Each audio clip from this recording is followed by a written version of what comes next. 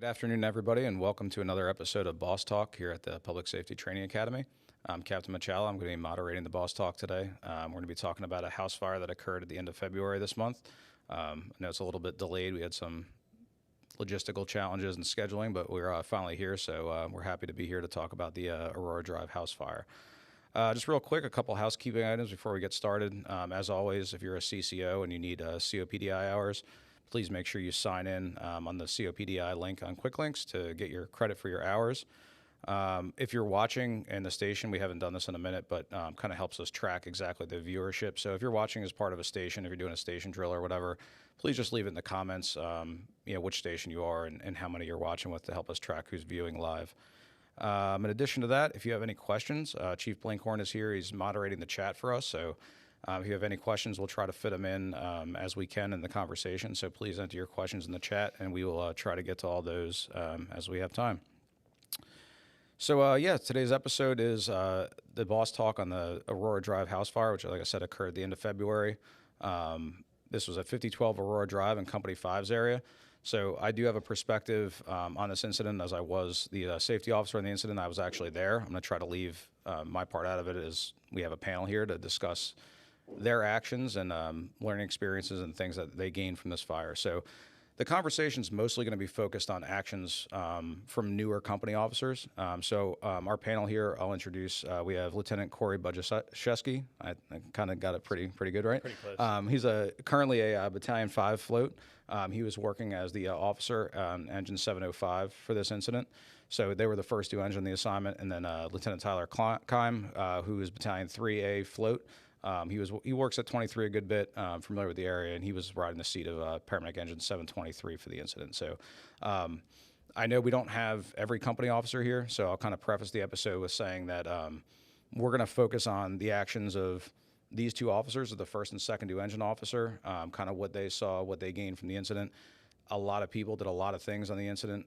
There's obviously a command perspective. There's perspectives from other officers, but we're really going to focus it on, newer company officers, things that they did, things that they maybe would change if they had to run a similar incident again, and just general learning experiences to focus on things for either up-and-coming officers or other new officers out in the field, things that they might want to take from this and learn from. So that being said, you guys want to give just a little background of kind of where you were in your time as an officer when this incident occurred. So I guess, Corey, we'll start with you since you're the first due engine officer. Kind of when you got promoted. So again, this was February 28th, this incident. So when you got promoted lieutenant, a little bit about where you worked before, and then we'll get into the incident. Sure. I believe it was about 3 weeks since I'd been promoted. I was on day work because I took a master spot at 15, but then quickly promoted to lieutenant. So I was just kind of bouncing around day work positions as they were available. Originally, I was stationed at 29 for 6 years, and I was a medic at 32 for the last 2 leading up to my promotion. Gotcha. So first couple shifts as an officer, really, right? Yeah. So do you have a lot of familiarity with 5's area? Not really. I mean, being as you only worked at not two much other places. So not much. Yeah. So again, like this incident, and I'm not super familiar with this area myself. Most people are kind of familiar with my background. I worked at the 1st Battalion most of my career, and then did a little time in Hyattstown, and then safety and a couple other things. So not super familiar with the area, but it sits right on the border of basically where 23, 5, and 20 kind of all come together there. So not an area you're familiar with. Station 5, how many times did you work there as the officer before that day? None. Been there as a medic before, but... So very realistic scenario for a new officer or any officer, right? Especially if you work overtime or if you're low seniority-wise, you're getting detailed around, working different places. Area you might not be super familiar with, and people you might not be super familiar with, right? This was in the afternoon, so it was about 4 o'clock or so in the afternoon, so you'd work that whole day. But do you have any familiarity with the people you were with, driver, firefighters, before that shift, or...? Just in passing. Okay. Worked there. Like I said, I worked there a couple times as the paramedic, but not on a regular basis with any of them. Gotcha. Yeah, I think this all plays into the decision making and actions and stuff like that as an officer. Right? If you're super comfortable and familiar with the person driving you and the person riding in the back and so on and so forth, you probably have to do less communication, or what you need to communicate to those people and vice versa. So I think it makes a big difference. So cool. Tyler, how about you? Where were you at in your career as an officer at this point? So a little bit further in than Corey was. I was promoted on January 12th, so I had about a month and a half in. was immediately assigned to the 3rd Battalion on A shift. So my career, as Corey said about his, I was at 23 for about 6 years on C shift, was at 8 for about 6 months, then went back to 23 as a master on A shift and promoted from 33 right to lieutenant as a master. So I had been familiar with 23's area. I knew this street. I knew, well, this entire neighborhood. So I had a month and a half in, worked at 23 a good bit already. Okay, cool. And then as far as the people you were riding with that day, were people you were somewhat familiar with from being in and out of 23 a good bit, or not really? Yeah, so like I said, being the master there, the guy who was driving me was a Fire 3 there who had worked with me on my shift, so I was really familiar with him. Our medic, same thing, he was on that shift. I knew him. And then coincidentally, we had a master firefighter riding E3 that was natted at the time, and he had taken my spot when I left 23. Did not know him. He had spent his entire career in the 1st Battalion, so had no idea who he was until I started working at 23. Gotcha. All right, cool. So let's talk about the day a little bit, right? So we said, again, 2 relatively new officers, a little bit more experience as far as time as an officer, but not by a whole lot, right? A couple shifts, couple months. How about your day so far? Was it pretty much an ordinary day? Did you guys run a couple calls before that? Or, I mean, you're kind of winding down if you're on a day work spot right at that time of day. So Yeah. Leading up to that, anything crazy happen or just kind of a normal No, it was shift? a normal day filled with medical calls, no fire calls. Yeah, it was 4 o'clock just about on a Friday afternoon. I was ready to go home. The battalion chief had just stopped by, said, "Hey, hope you don't need anything. Have a good weekend." And then 10 minutes later. Gotcha. How about you, Tyler? Anything out of the ordinary or not really? No, I think it was a pretty steady day for 23. Mm-hmm. I mean, even busier than the typical. We were out all day, ran a couple like gas leaks, nothing super exciting, some EMS calls, but it was busier than usual day because I remember we were on the road when this box dropped. Gotcha. Yeah, I know. I had just come in. I was only working night side. I was literally like throwing my stuff in the car to go on this call. I had just started my relief process. So, all right, cool. So we're going to start to get into the incident a little bit here. So we have the audio for everybody there. We have the 7 Alpha 2. We have the dispatch audio, and then we have we'll kind of play some of the en route audio, some of the 7 Alpha 4. We'll probably go about 4 minutes or so into the audio. We'll show you the map page. So the map page you're going to see is the county map page. It's the GIS kind of gridded map. So it kind of comes up on the corner of the page. I don't know. So I looked at this street does not appear in 23's map book. It is a 5 box, right? So everybody knows, 5. They used to have the whole Kensington book, right, with all the Kensington stations from back in the day. Now I worked at 5 the other day, and I was pretty much using the MDC map. That's about the most reliable thing for that area. So we have that page up. You'll see that.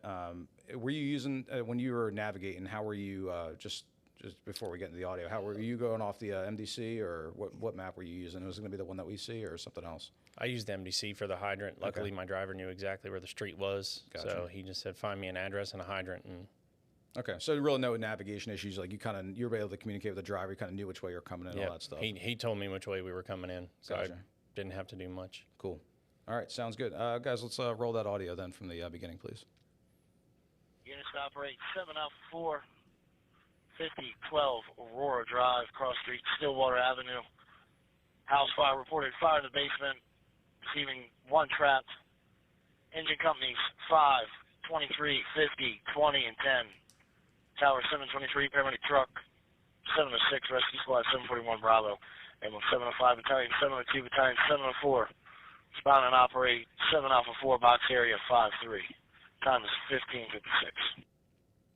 Congress paramedic 705, battalion 702. Porter fire in the basement. Caller advising 1 person's trapped in the basement. Battalion 704 is direct. Congress paramedic 705. Call takers advising. Sounds like the caller went back into the building to try to get her dogs out. Paramedic 705, 723. Hydrant at 5002 Aurora Drive. Paramedic engine 750, paramedic engine 720. We're going to pick up the hydrant at the opposite end. Looks like it's going to be 5010. Copy. It's actually 5018. You'll be coming off of Stillwater. Yeah, that's the one. Congress paramedic 705, battalion 702. We're dropping the red based on second caller. Heavy smoke coming from the house. Battalion 702 is okay. Congress paramedic 705, battalion 702. Callers advising she thinks there's a person inside unconscious. Paramedic engine 705. Heavy smoke showing. EMS 704 is on the scene. On scene, EMS 704. Paramedic engine 705 is on scene, confirming the address, 5012 Aurora Drive. Story and a half, single family, heavy gray smoke showing from side Alpha and the roof. Mongo, is it okay? EMS 704 to Montgomery. On the scene, the Alpha side, confirming Company 5's report. I'll go ahead and assume, I'll establish stationary command in my vehicle across the street. Mongo, is okay? Mongo, paramedic 705, battalion 702. Patient is in the basement. Command of paramedic engine 705 and aerial tower 723 work together into the basement. And paramedic engine 705, you'll be the basement division. Okay. Battalion 702 to command, come to my vehicle. I'll send command. Got it. Battalion 702 units responding on the scene. I'll have stationary command players behind paramedic engine 705. As reported, 1.5 story. Got smoke showing throughout the entire house. Montgomery, I'm okay on the rid. Fire showing from the basement, side Delta. Command to all units responding. It's going to be a rescue operation. Tower 723, basement, for the rescue. Paramedic engine 705.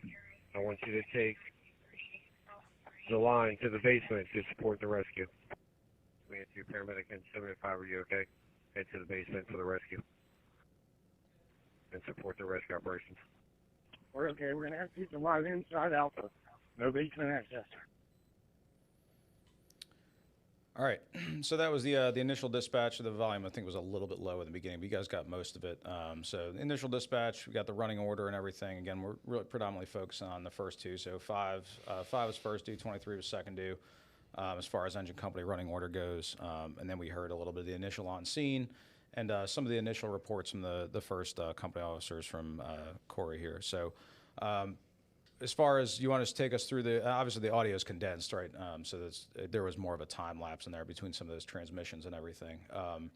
Going down the road, some of your thoughts, anything going through your head as far as, preconceived notions about what you were going to find or anything like that. Obviously, we had a report somebody trapped, started the raid prior to your arrival, but anything kind of going through your head that sticks out? Just trying to remember everything that I had been learning for the past couple months and studying for. Make sure I get my water established, a good on-scene report, so everybody knows what's going on when they get there.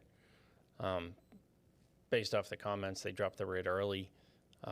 When we pulled onto the street, you could definitely tell it was a working fire, so it was good that got started early. I was pretty thankful that EMS 704 got on scene and established command. That took something off my plate right away, considering we did have someone known trapped. Okay. But anything, so as far as water supply, you guys came in from looking at that map page, like the top side of the map page, basically down, right? So forward lay, pulling up. Did anybody meet you outside or anything like that as far as occupants or anything?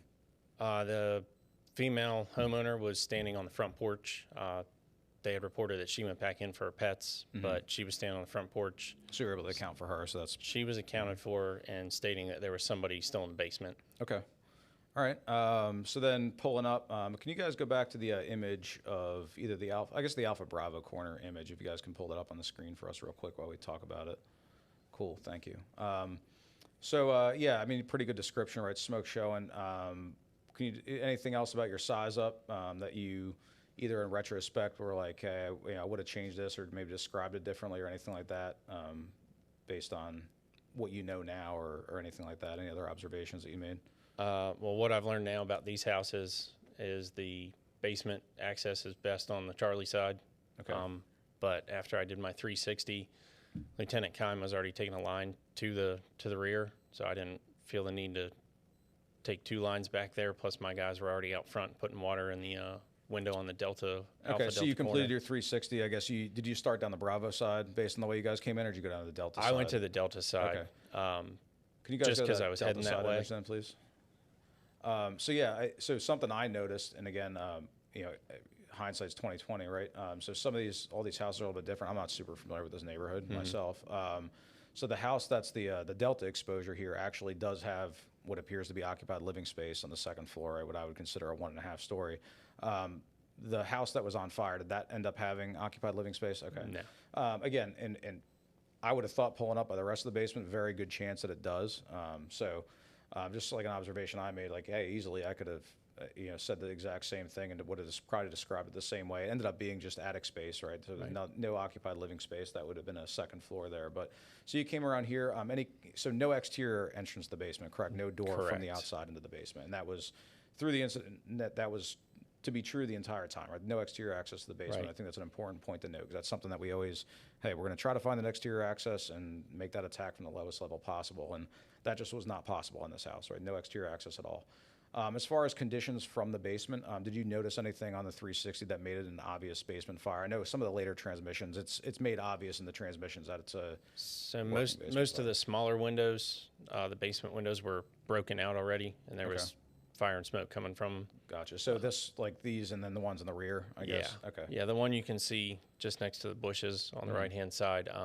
As I was doing my 360, the guys from 5 were putting water there, waiting for me to come back. Okay. All right. Cool. So yeah, that was going to be my next question. Is we might get to that after I guess after we play the next portion of audio. But anything else remarkable on your size up or anything like that? So. We'll continue. So the last part of that transmission, as you said, you're stretching your line to the alpha side, right? So what was your direction to the crew, I guess? Like, did you have to tell them what line to pull or anything like that when you got off, or that was kind of already coming off? No, I just said, get me across lay to the front door. I'll meet you there in a couple minutes. Okay. And our paths crossed again. Like I said, I went to the Delta side first. There was a fence without a gate. So that brought me back around the Alpha, Bravo, Charlie way. But when I was coming back across the Alpha side, I told those guys to put water in the basement while they were waiting on me. Cool. So I think that's a good heads up maneuver, and we'll hear that a little bit in the later transmissions with Tyler doing the same thing. But hey, there's no obvious direct access to the basement. The IRP dictates that, right? If we, fast water, we don't know how long it's going to take us to find the basement stairs, where exactly they are. So putting water on the fire, get it knocked down, try to make the environment more tenable as quickly as we can. So did you direct them to do that, or they were already on that? They already had the line right there? A little bit of both. They had the line there, but it was just, hey, let's do this. Yeah, I think that's great for not having worked with that crew ever before. They were already in position to do what you wanted or expected them to do. So cool. And then you guys got dressed, I guess, and made your entry into the first floor? Yeah, I had met the captain on 23's tower around on the Charlie side. We confirmed that there was no basement access anywhere. So I was coming back around the Alpha side to meet up with my crew, and that's when Lieutenant Kime was, like I said, pulling a line around the back. So I let him have that side, and we took the front. Cool. All right, so going down the road, Tyler, I guess same thing to you. Any thoughts or anything like that? As far as, like, was there any question in your mind about how 5 was coming in or where you were going or, anything going through your head going down the road? No, I don't think specifically about how 5 was going to come in. To be honest, though, when the call did drop and we were out on the air, I was sitting there scanning the screen, and I saw 5 House Aurora. Being from 23, I knew exactly where it was, and the first thought in my head was, how are we not first due? I was 100% under the impression we were going to beat 5 there, especially being on the air already.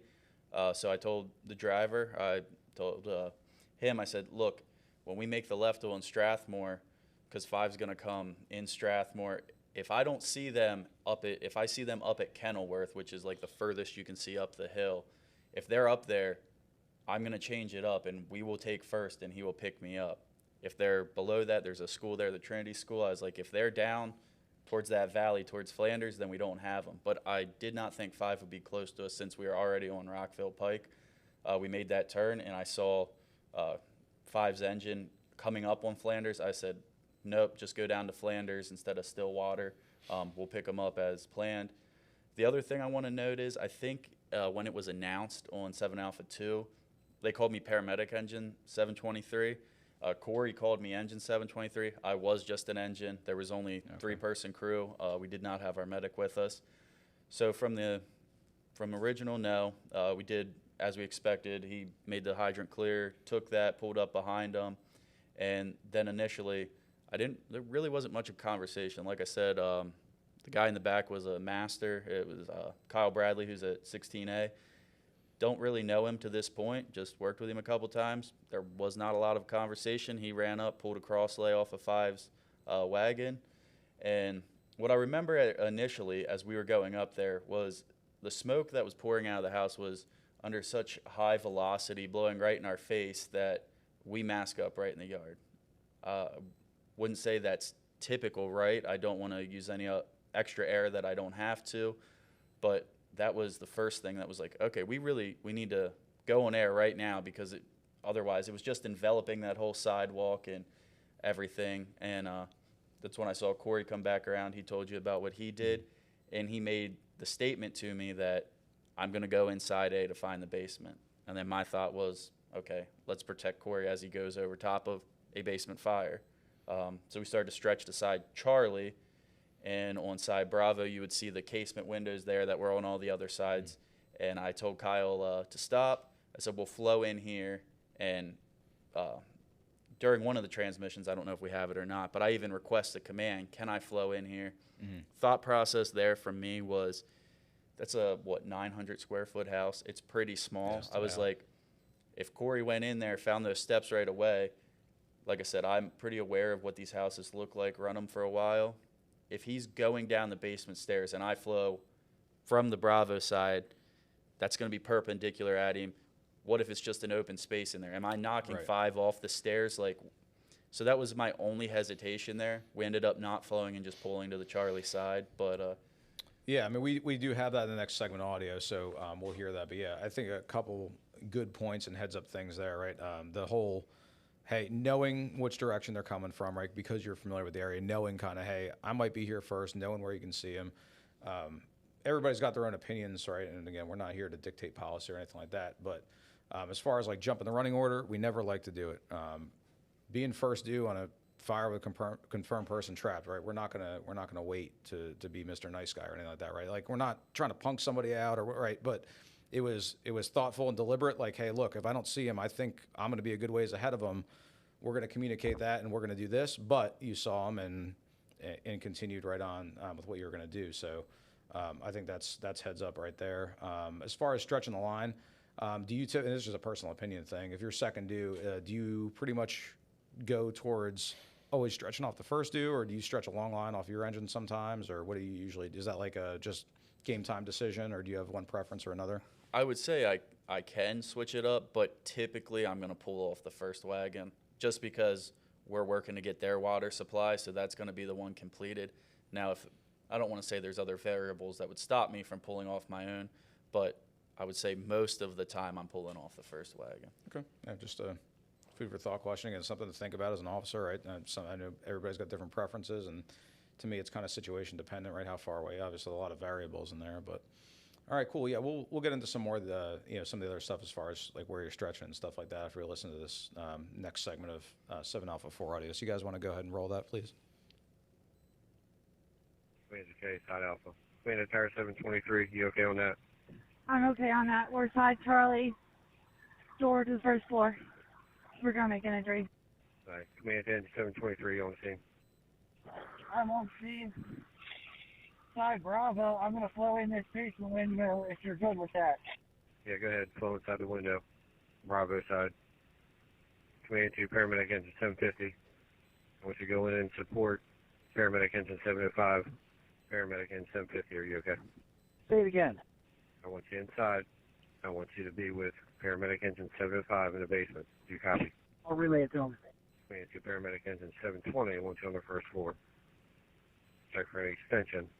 I want to search to the first floor also. You're going to be the first floor supervisor. Command 2, paramedic engine 720. Are you okay? That's correct, sir. We're going to head to the first floor. Okay, you're going to also have paramedic truck 706 with you. Command 2, paramedic truck 706, first floor, engine 720 is your supervisor. 706, guy, we on the scene then.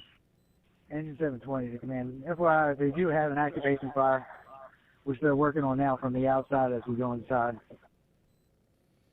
All right, so yeah, we captured a little bit of that transmission then. So before I go back to Corey, let's go to Tyler one more time. So as far as when you guys stretched your line, right, you stretched the second line off Five's engine, the deliberate thought to stretch not right through the front door, I think is important to note too, that you said, hey, he's going in over top of an active basement fire. I'm trying to provide some kind of protection, right? So that's why that was your choice to stretch. And so it was down the Bravo side, I guess, when you guys worked your way to the rear eventually? Yeah, so we would have stretched down that Bravo side, which would have led to a gate I think we saw in the one picture to the Charlie side. And like I said, yeah, that was my initial thought. Let's protect Corey and his crew as they make those stairs. And then are they on the stairs? That was my thought about flowing in there. Did you have fire showing from those casement windows on that side? Yeah. Too? Okay. And I figured that we would then take our assignment as the backup line as the second due engine. If I make it to side Charlie, I'll stretch in there, which is another point I think I should point out. Like, from knowing this area and knowing these houses, I had an idea that side Charlie was going to be the best option. I'd never said anything to Corey. My mind was spinning quite fast at the beginning of this incident, so it never came up to me or at that point in time to tell Corey, hey, the stretch on side Charlie is going to be probably your easiest access. But that's just something I thought about afterwards. Like, I knew this building. I've worked here for, a good many years. Corey hasn't. Like, all these houses in that neighborhood, unless they've been remodeled, are going to be exactly the same. Yeah, I mean, I think that all goes along with the fact that there's always so many variables of what we do, right? Like, every house is different, right? Every fire, every scenario we run into is part of the reason that, a lot of us, that's why this is a great job, right? That's why we enjoy it's something different every time, right? So even if you've run this neighborhood before, right, this house might not be the same. You've never run this fire, right? You're always presented with different conditions, different challenges, and you're making those on-the-fly decisions. And, so yeah, it's never going to be a perfect scenario, right? So I think that's heads up. As far as stretching, provide that protection, get some water on the fire. The communication's big too, right? Anytime we're either transitioning from one mode of operation to another, or hey, this just happened a couple weeks. It happens all the time, right? But good communication is key, whether it's coordinated ventilation, coordinated fire attack, right? All that stuff. I heard it on Quince Orchard, right? Quince Orchard Boulevard, right? There was the initial line was in the building, and some had fire showing from the rear, whatever the challenge was, making the seat of the fire from the front.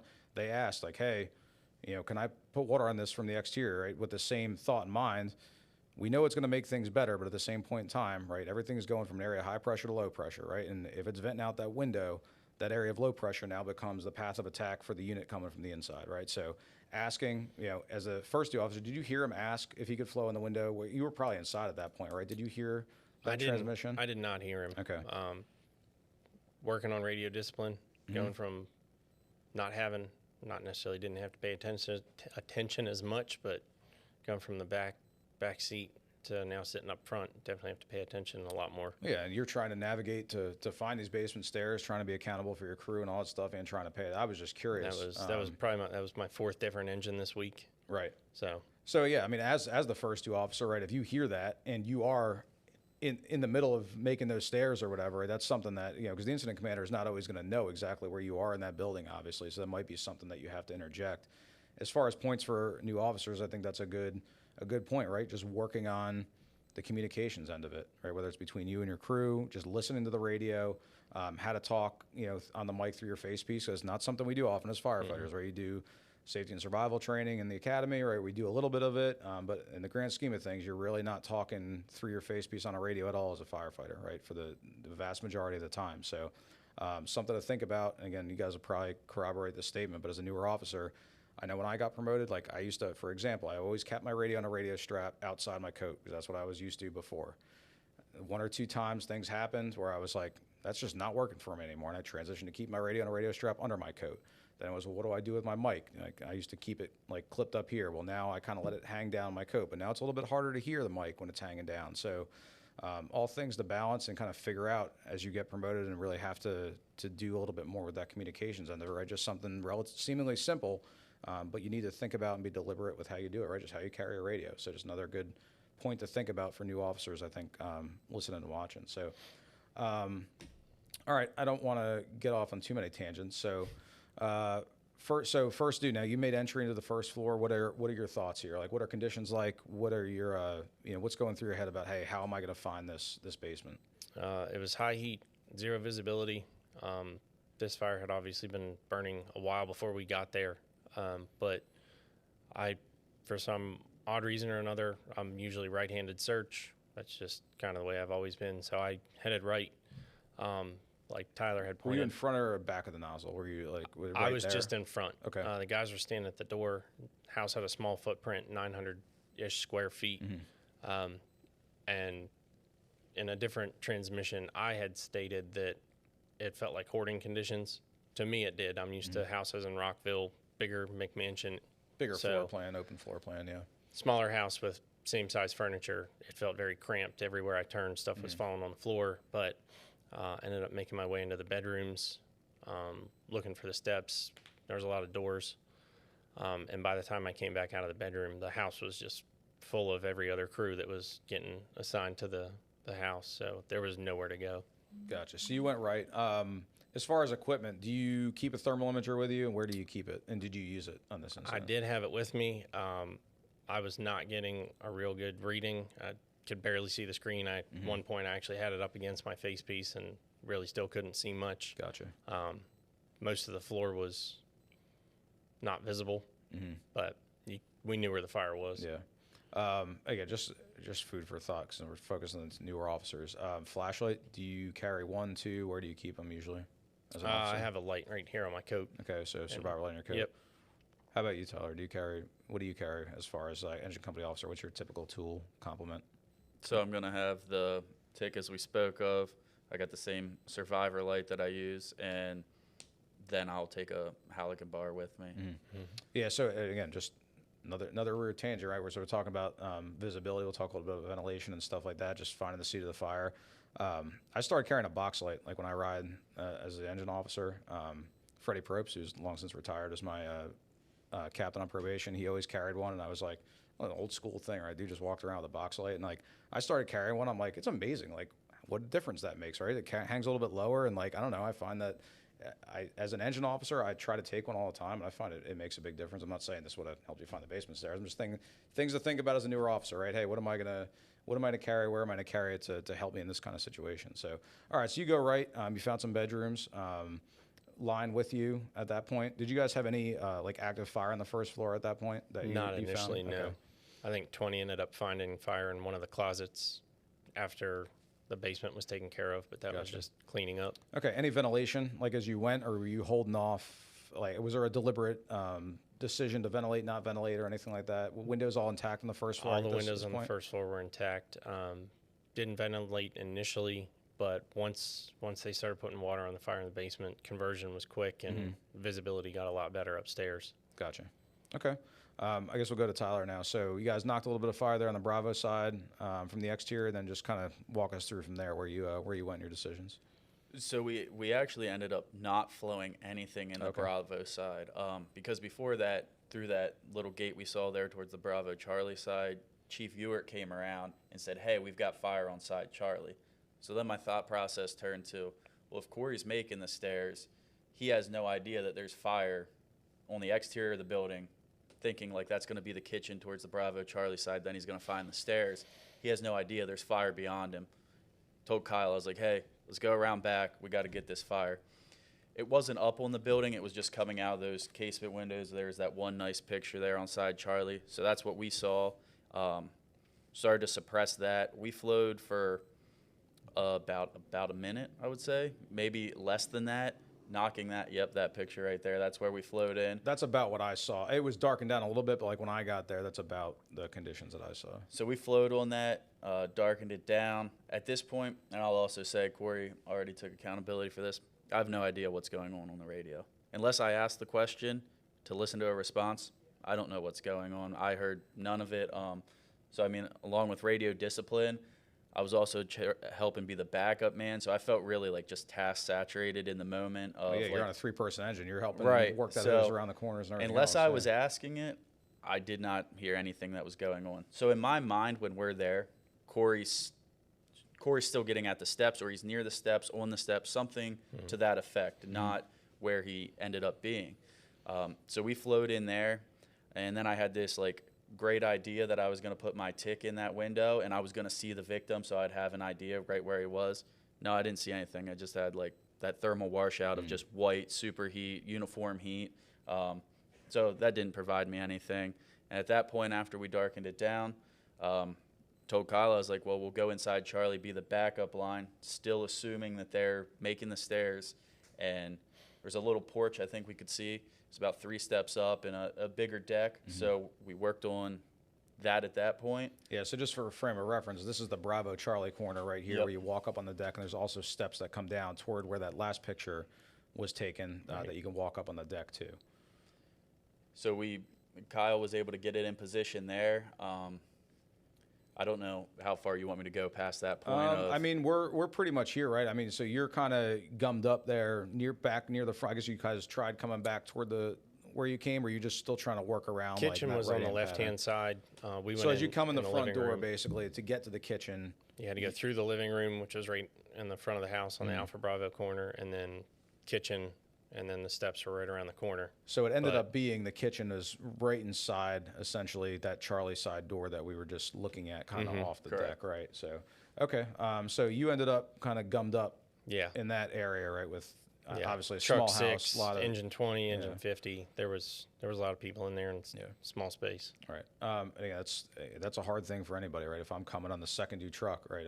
Everybody's trying to get there. Everybody's trying to help. Everybody's trying to do the right thing, but sometimes that can become a hindrance, not to anybody's fault or that's right. Everybody's trying to do the right thing, right? They're going, commands assigning them to go places, and everybody's trying to make it a positive impact.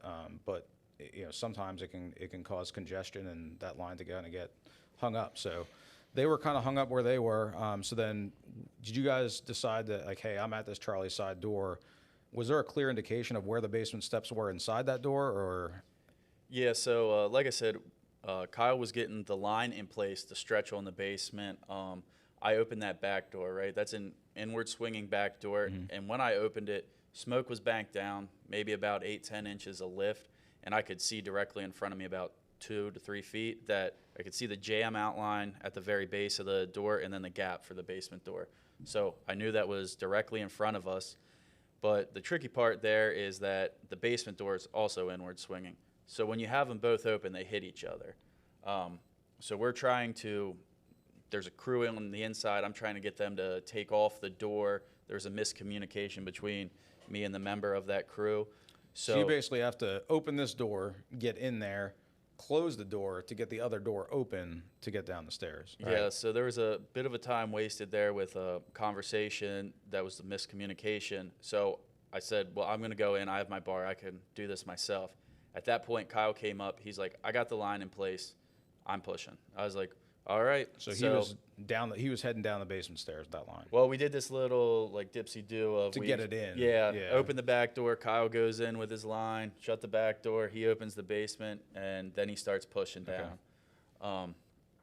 But at that point, I will say I think this is right when we got to the door, I made a communication, like telling command, like, engine 723, I'm side Charlie with a crew of 2, like I'm making entrance to the basement.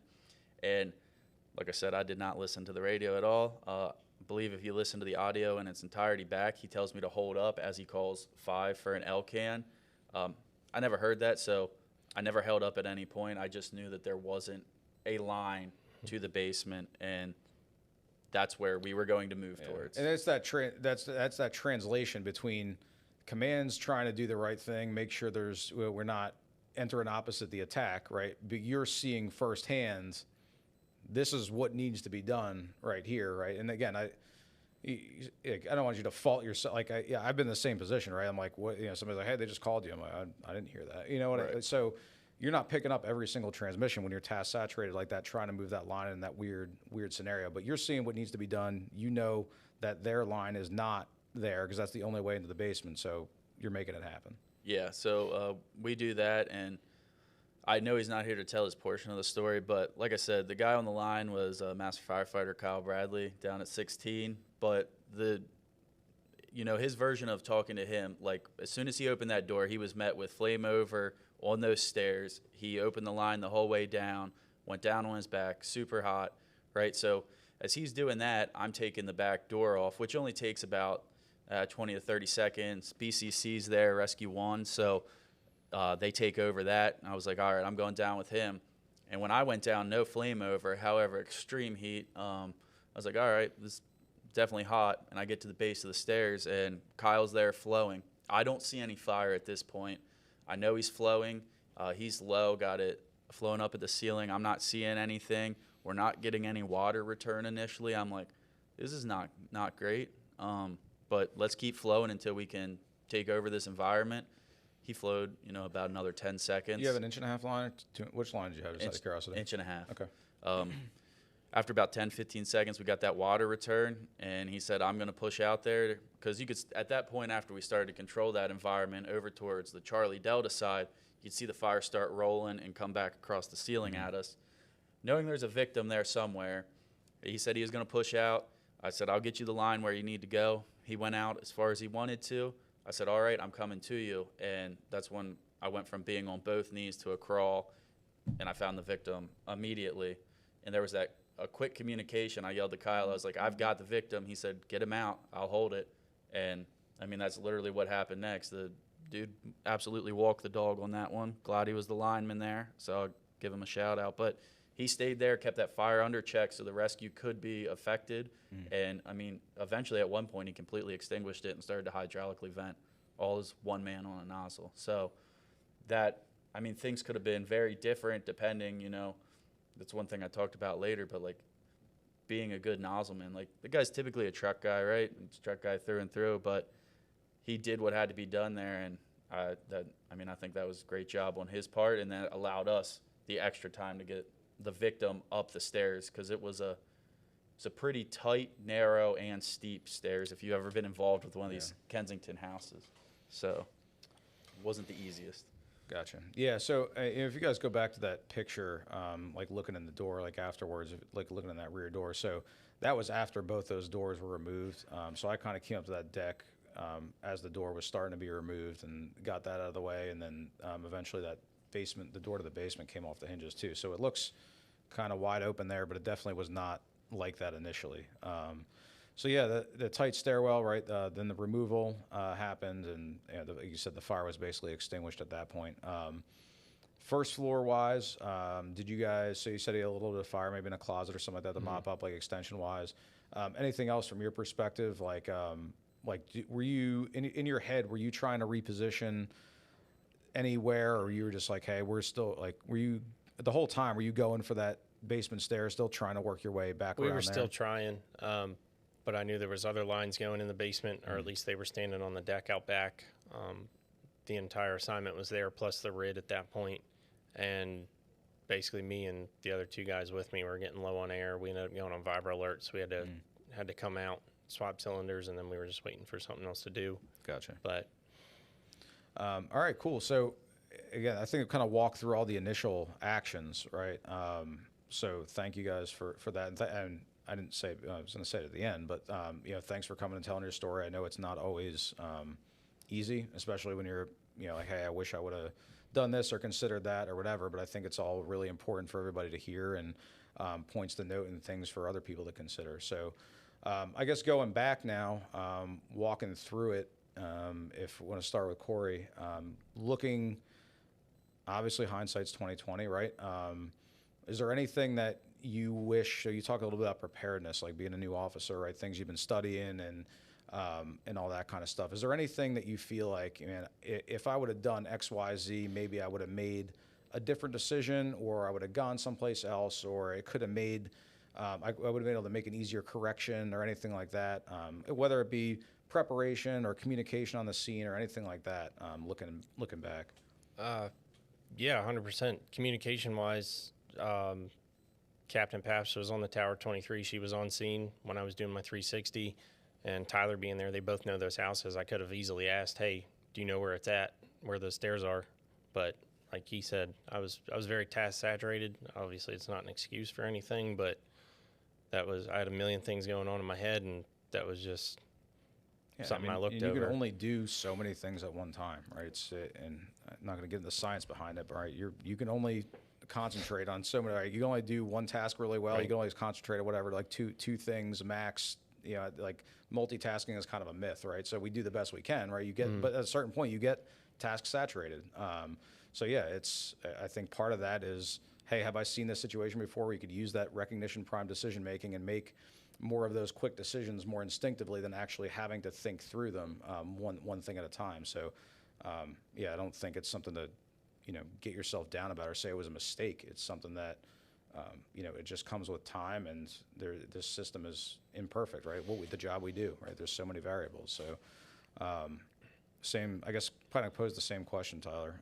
Anything kind of in retrospect you wish you would have played out differently if you knew then what you know now, kind of thing? Yeah, I think I wouldn't have asked to flow in the Bravo side. I would have just done it, and we would have flowed from there. Like, we wouldn't have moved to that Charlie side. The quickest we could have got water, right? Like, would have been right through those casement B side windows. We would have done that.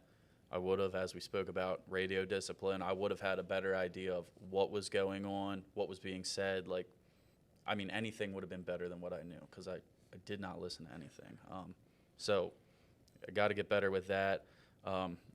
Corey spoke about it. I had a pretty good grasp of where those stairs were. I didn't make mention to him. Like, it just never was a thought in my head, but that's something I think about a lot now. Like, depending where I'm at, like, if I'm at a place I know, like a 23 or an 8, like, I may have a layout better than the other float officer. Hey, did you think about this? Just a quick thing at the beginning. But if I'm detailed down county and I'm in Silver Spring, I know nothing there. So when I see another officer, hey, anything like that, they could tell me to point me in the direction. So that's something I think about a lot now, that I didn't pass on that information to him. Like, side Charlie's going to be the stairs. But the only other thought I had about that, not like something I would have done different, but I talked to a lot of people about this that come through 23 specifically, because you got these small houses in Kensington, but also you got residential high-rises, right? So I think about, especially when we don't know where something is and now we have to go find it, any way that door opens, right, like that door opened into the right, if I'm trying to find stairs or living area, I'm typically going to the left of it, right? Because especially in the high-rise residential situation, they try to make the most of their room. Same with 900 square foot homes. How do you maximize? Well, that door is going to open into a wall, so if you follow the wall, probably on the right you're going to get bedrooms, bathrooms, so your bigger spaces, living room, kitchen, are probably going to be away from it. So when I have no idea of where I'm going or attempting to find something, I will go away from the door for those areas. Now, if I'm trying to go to a bedroom, I'm going to go towards the door, but that's something I think worth mentioning. It doesn't always fit that, but I would say, for the calls 23 at least specifically runs, that plays out 90% of the times is true. But that was just a point I thought was worth hitting. And I think as newer officers too, so I know for me, being assertive is hard sometimes, right? And maybe not in like the fireground scenario, but I don't know if I'm describing it the right way, but as a newer or younger officer, right? I mean, I don't know exactly how old you guys are. I mean, I've been on the younger side of being an officer in my time here, right? So sometimes, especially with other senior officers, right? If I'm coming in as a float lieutenant and I'm riding the truck and there's a captain riding the engine who I worked for in my battalion or whatever as a firefighter, right? It's going to be, and now I'm not going to be assertive to the point where I'm doing something improper, but like just, pointing stuff like that out, right? It's hard sometimes, right? It's hard to get in that mindset of like, hey, like maybe I need to take the lead on this, or maybe like they don't know what they don't know kind of thing. And I'm assuming, I've always been bad. I guess that's a better way to put it. I've been bad at like kind of taking what I know for granted, right? So just assuming that everybody else knows that. Well, because I don't want to come off as like, oh, I'm making you look stupid or anything like that. But I think anybody that wants to be good at this job is understanding of that. Or even if they do already know it, they appreciate you giving them that information, whether it's on a fireground, whether it's in a training scenario, whether you're doing a building walkthrough, whatever it is, like they just might not know. So I've struggled with that personally, like just being more confident, putting myself out there and being like, hey, look, just as a talking point, right? And it's how you deliver that information as part of it too. But that's been something that's difficult for me. And I think as a newer officer, it's something for people to think about, like, don't take for granted what you know, or you're in that position for a reason. Don't be afraid to step up. Kind of, I'm not saying you were. I think something good for people to think about. Talk a little bit about building layouts as far as knowing the layout of the house, or maybe being able to take a more direct path to the basement and everything. There's something, and again, I don't know that specific scenario. Something Captain Miller was really big about when I worked for him at 2, and I took away and I used to be horrific about, like, if there was somebody outside, regardless of the scenario, somebody trapped, food on the stove, whatever it was, I'd blow right by them, right? I wouldn't give them the time of day, right? It's just before I worked here as a volunteer and here when I got promoted, like I would just, I'd be beeline, like same thing, task saturate. I'm trying to get my on scene, my sir, I'm trying to get the line where it needs to be, all that kind of stuff. But just talking to people, right? Even if it's not this exact scenario, anything, or you pull up somebody standing outside, hey, is this your house? Yeah, okay. Are you okay? Is anybody inside? No.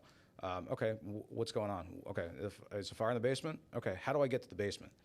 Just like little things like that. And even under duress, I've found like people usually give you a pretty good answer. If you're very specific about your question, like, hey, if I go in that door right there, where do I go to get to the basement? Or where do like, so just little things like that. Just don't take for granted what the people know, right? Sometimes they might not know anything. If they don't live there, they're renting a house, whatever. But again, I'm not saying this scenario would have been different or whatever she said or didn't, the occupant said or didn't say, but just something for officers to think about. Try to use those resources, whether it's other officers, occupants meeting you, anything like that. They can be a wealth of information also.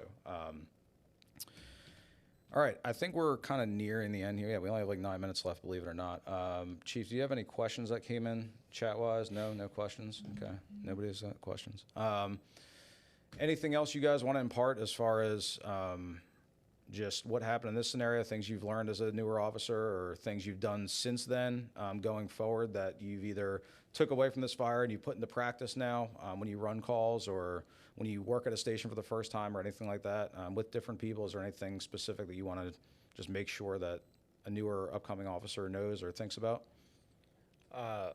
Yeah, I've definitely been taking a step back, especially during medical calls where there's not as much pressure to look at houses better, to try and understand the layout.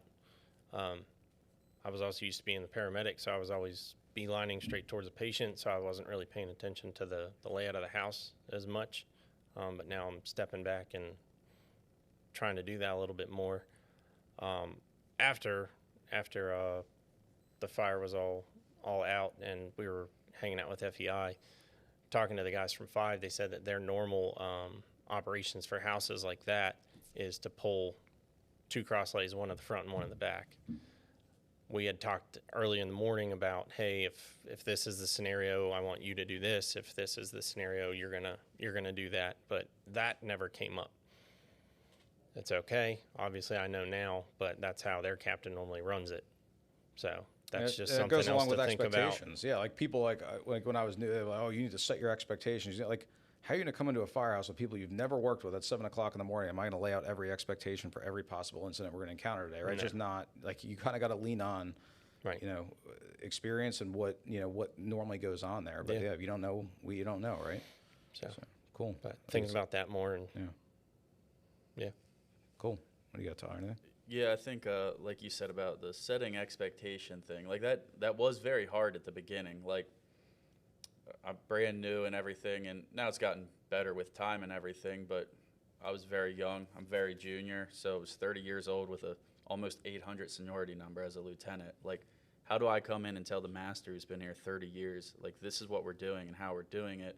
And I'll just tell anybody that's gonna get promoted, I have not dealt with a lot of problems. Like, people are not out there giving me a hard time. People want to succeed because if you look bad, then their company looks bad. And there's a lot of pride in each company around here, or at least the companies I've been to. Like, people want to do the right thing in this department. So I don't think anybody is out there giving you a hard time. So maybe when I didn't have expectations, there was always those hard no's, right? Of like, this is something, no, I'm not doing, regardless if I was brand new or not. Like, that's a no. But I started using it as a, well, what do you guys do here? Like, what is your typical, like, maybe mend myself more for that crew than they mend to me, right? It's like almost easier. Right. It's one person changing maybe their typical actions versus the 3 around you.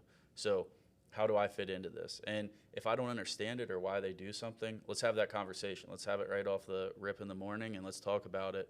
But no, I think that's the big thing. And the other thing with like setting those expectations, at least that, when I first got promoted, that was hard for me is like, how do I get people to buy into me as an officer? Especially, I got lucky. I went to 3A float. I've always worked in the 3rd. So a lot of people knew me, but people that don't know me, how do I get them to buy into what I say or what I'm trying to get them to do? Right, you got to build that stock, right? If you don't, So how does that happen? I mean, I think you go you know, you do the right things on fires, but you do the right things in the fire hall for the men and women of your shift. Like, even as a float, right? What can I do to facilitate your day to make it better? If it's, you know, training, you're working on this, how can I help your time? Like, whatever it is, like, you gotta find a way to get people to buy into you personally and as a leader. So I think that's a big thing I was navigating at first, but each person needs managed in a different way. So you got to learn how to manage people too, and personalities, right? Not everybody's the same, but that's a big way, a big thing to get buy-in, right? Like I said, people need treated different in different situations and how they respond. So figuring that out, which that took some time. Like I told a lot of people, I think the easiest part of my job was making decisions in the front seat. Like, that's what I felt comfortable doing, being a fireman. But now leading people, or, you know, I think that was managing people was the big change for me. And that, that took a while. What are we, like, you know, 7-8 months into this now? Like, I feel a lot better now, but when this fire, I was not good at it. Like, there's almost nothing that can prepare you for that. You can think about it, right? And you can go through some scenarios in COLA class and whatever else. But I think those are huge, really good leadership points, right? You got to be equal and fair, right, with everything you do. But everybody does need to be managed differently, right? And building those relationships and stuff like that is huge. What you talk about, building up stock and stuff like that. Like, hey, is this a hard no? Like, we're not going to do this today, or this is a hard yes, we're definitely doing this today, or is it something that doesn't really matter in the grand scheme of things, and it's easier and better for my stock to fold into the way things are normally done, as long as they're not outside those hard yes and no parameters, right? And go along with it. So I think that's huge for new and upcoming officers, especially who are in that float role and don't work with the same people every day. 100% the human aspect of it is the big thing. So the only other note I kind of jotted down out of all that is when Corey, you were talking about, you know, paying more attention on the layouts and stuff like that when you run these calls, you know, turn it into a learning opportunity, right? Especially just point it out, right? I used the example in somewhere recently where, you know, you run the same fire alarm in the same building, you know, a lot or whatever. You walk in as the officer, you look at the annunciator panel, you hit acknowledge, you know, somebody tells you, oh, it's this. Okay, yeah, I saw it's that smoke detector. I see the little red light lit up. Cool, there's nothing going on. There's food in this apartment. Hit reset and you walk out, right? And the E3, who's brand new, is just, you know, coattailing you around. And if you never stop to say and explain what you're doing, like, they're never going to learn, right? Same thing with, like, the houses and buildings and stuff. Like, don't take for granted that this person behind you knows, right? If you're looking around at something, you see something unique, like, make sure you point it out, right? Even send it to your battalion chief if it's something super unique. Like, I remember we ran a call off Dennis Avenue.